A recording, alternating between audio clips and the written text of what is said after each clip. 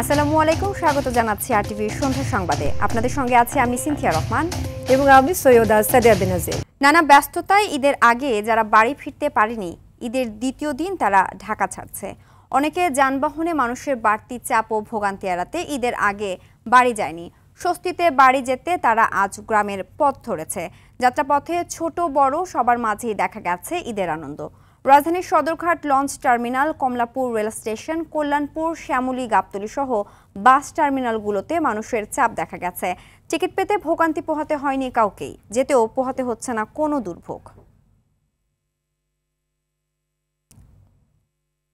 ঈদের দ্বিতীয় দিনে দর্শনার্থীদের ভিড় জমেছে রাজধানী ও এর আশেপাশের বিনোদন কেন্দ্রগুলোতে।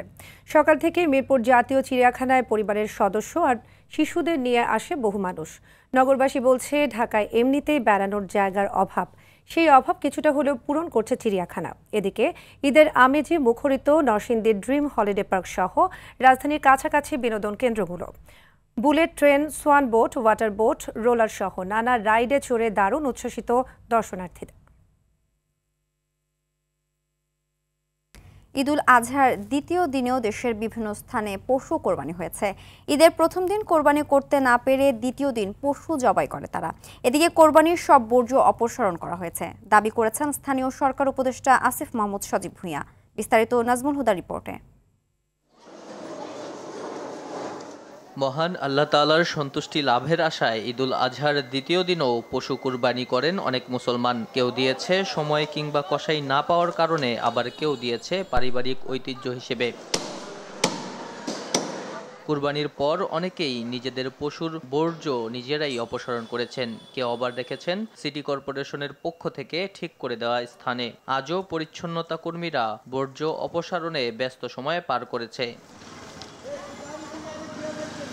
এদিকে দেশের 12টি সিটি কর্পোরেশনে ঈদের দিনের সব বর্জ্য রাত 10টার মধ্যে অপসারণ করা হয়েছে বলে দাবি করেছেন স্থানীয় সরকার উপদেষ্টা আসিফ মাহমুদ সজীব ভূঁইয়া। নাজমুল হুদা, আরটিভি, ঢাকা। সরকারের নির্ধারিত দামে কোরবানির পশুর চামড়া কিনছে না ট্যানারি মালিকরা। কম দাম দেয়ায় হতাশ মৌসুমি ব্যবসায়ীরা। নষ্ট হওয়ার ভয়ে লোকসানে বিক্রি করতে বাধ্য হচ্ছে তারা। যদিও আড়তদার ও ট্যানারি মালিকরা বলছে, নির্ধারিত মূল্যেই চামড়া কিনছে তারা। বিস্তারিত জানাচ্ছেন আলওয়ান খান। নানা অজুহাত দেখিয়ে প্রতি বছরই দরিদ্র মানুষের অধিকার কুরবানির চামড়া ন্যায্য দাম দেন না ব্যবসায়ীরা। এবার প্রতি বর্গফুট লবণযুক্ত গরুর চামড়ার দাম 60 থেকে 65 টাকা সরকার নির্ধারণ করে দিলেও তা মানেননি ব্যবসায়ীরা। এতে তৈরি হয়েছে ক্ষোভ। যে মাল আসলো আগে 1200 টাকা, এখন ওই লোকে ওই মাল 600 টাকা 700 টাকা। এক একটা চামড়ার দাম কিন্তু 1200-1300 টাকাও আসে, কিন্তু ওই হিসেবে আমরা পাই না। শেষ পর্যন্ত 200-300 এই গণহারে চামড়া বিক্রি করে গেছে। কাঙ্ক্ষিত দাম না পাওয়ায় হতাশ মৌসুমি চামড়া ব্যবসায়ীরা। আমাদের তো লাভ প্রশ্ন ওঠে না, যার জিনিস ওরাই তো কান্তাছে। যদিও কম দামে চামড়া কেনার অভিযোগ অস্বীকার করেছে আড়তদার ও ট্যানারি মালিকরা। 1100 হইতে 1150 টাকা ক্রয় করার জন্য, কিন্তু আমরা দেখতেছি সে হারে তার থেকে বেশি দামে বেচা কিনা হইতেছে। সকাল থেকে 8টা বাজে দেওয়ার কথা, সেই চামড়াটা যদি আমাকে 10টার পরে 12টার পরে দেয়, এটা তো আমি প্রসেস করতে পারবো না, ইম্পসিবল। এটা তো পচে গেছে। এই ক্রাইসিসটার জন্য এটা ট্রেনের মালিকের সাথে সরকার করতে হবে। কুরবানির চামড়ার ন্যায্য মূল্য নিশ্চিতে সরকারকে কঠোর হওয়ার আহ্বান জানান সাধারণ মানুষ। আলওয়ান খান, আরটিভি, ঢাকা। প্রধান উপদেষ্টা ডক্টর মোহাম্মদ ইউনূসের সঙ্গে লন্ডনে সাক্ষাৎ চেয়ে অনুরোধ জানিয়েছেন ব্রিটিশ এমপি টিউলিপ সিদ্দিক।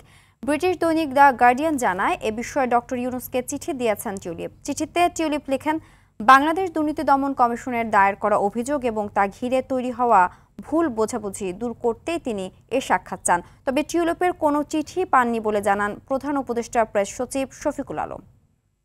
বর্তমান সরকারের অধীনে সুষ্ঠু নির্বাচন নিয়ে সংশয় জানিয়েছেন বিএনপির স্থায়ী কমিটির সদস্য আমির খসরু মাহমুদ চৌধুরী। দুপুরে চট্টগ্রামের বাসায় দলীয় নেতাকর্মীদের সঙ্গে ঈদ শুভেচ্ছা বিনিময়কালে তিনি কথা জানান।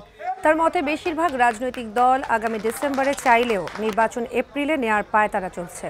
এটা গণতান্ত্রিক পরিবেশের জন্য গভীর সংকট তৈরি করবে বলে মনে করেন আমির খসরু। নির্বাচন ডিসেম্বরে যাওয়ার কোনো সুযোগ নেই, কারণ সব কিছু কাজ সমাপ্তির দিকে এখন। সুতরাং কেন ডিসেম্বরের পরে, কেন ডিসেম্বর আগে নয়? অনেকের মধ্যে তো অক্টোবর নভেম্বরে নির্বাচন, এগুলো সমাধানের পরে হয়ে যাওয়ার কথা। সুতরাং কেন ডিসেম্বরের পরে? এই প্রশ্নটা সকলের মনে জেগেছে। কার স্বার্থে ডিসেম্বরের পরে? কোন গোষ্ঠীর স্বার্থে? দেশের গণতন্ত্র নিয়ে টানাপোড়েন রয়েছে বলে মন্তব্য করেছেন বিএনপির সিনিয়র যুগ্ম মহাসচিব রুহুল কবির রিজভী। দুপুরে রাজধানীর নয়াপল্টনে দুস্থদের মাঝে খাবার বিতরণ অনুষ্ঠানে তিনি একথা জানান। রিজভী বলেন, জুলাইয়ের আত্মত্যাগ ছিল গণতন্ত্র অবমুক্ত করার, কিন্তু দেশে গণতন্ত্রের দুর্ভাগ্য অবাধ নির্বাচন নিয়ে গড়িমসি হয়। ক্ষমতায় আসলেই সবাই তা চিরস্থায়ী করতে চান। অন্তর্বর্তী সরকারও এ ধারায় পড়েছে কিনা সেটাই প্রশ্ন। অবাধ সুষ্ঠু নির্বাচন নিয়েই যেন গড়িমসি। যারা শেখ হাসিনার আন্দোলনে গুম খুনের শিকার হয়েছেন তাদের সমর্থন ডক্টর ইউনূস সাহেব পেয়েছেন, কিন্তু কোন সুতার টানে কার পরামর্শে তিনি নির্বাচন নিয়ে টানা হিচড়া করছেন? নির্বাচন নিজেই একটা মনে হচ্ছে এই সরকারের কারণে টানাপোড়েনের মধ্যে আছে। কেন? জামায়াত সুন্দর ও সুষ্ঠু নির্বাচনের প্রত্যাশা করে বলে জানিয়েছেন দলটির আমির ডাক্তার শফিকুর রহমান। তিনি বলেন, শহীদদের রক্তের অমর্যাদা হয় এমন নির্বাচন তার দল চায় না।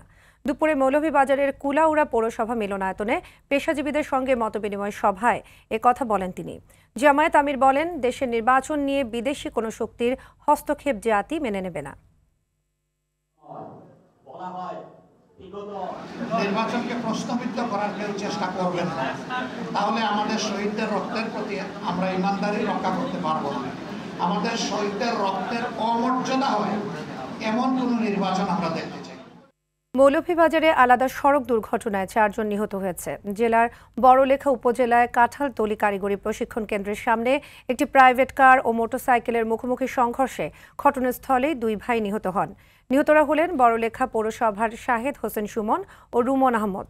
নিহত সুমন ছিলেন সৌদি প্রবাসী। মাত্র কয়েক মাস আগেই দেশে ফিরে বিয়ে করেছিলেন তিনি। কোরবানির মাংস শ্বশুরবাড়িতে পৌঁছে দিতে গিয়ে এই দুর্ঘটনা হয়। এদিকে গেল রাতে সদর উপজেলার কাছারি বাজার এলাকায় গাড়ি চাপায় 2 মোটরসাইকেল আরোহী ঘটনাস্থলে নিহত হন। সন্ধ্যা সংবাদ এ পর্যন্তই। রাতের সংবাদ 11:15টায় দেখার আমন্ত্রণ রইল। ধন্যবাদ সবাইকে। ধন্যবাদ।